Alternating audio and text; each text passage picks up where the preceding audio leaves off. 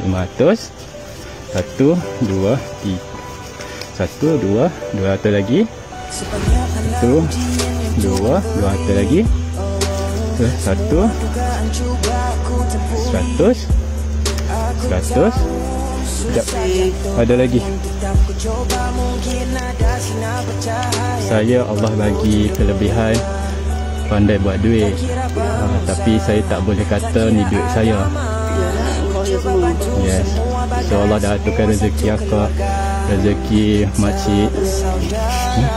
Satu lagi.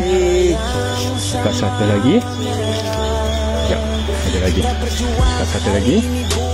Makcik satu lagi. Dekat satu lagi. Makcik satu lagi. Satu lagi. Satu lagi.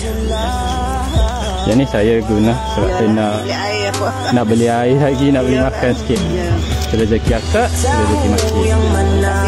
Tak mampu, ku coba tolong mana ku mampu. Kadang perlu bersimpati, kerana ku tahu di kedudukannya. Orang Langkawi ni dia tak tahu misi ni murah. So cara dia, kita kena pastikan kita semua pakai beg misi. Bagi nampak atas jalan raya, so ramailah pakai. Nah, confirm nah. Allah tak semangat pun.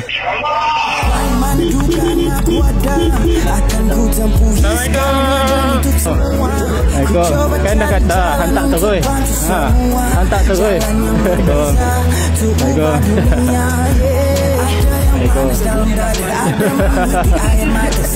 Kena jemput confirm lah, baru dengar sampai sana. Famous ni kedai ni.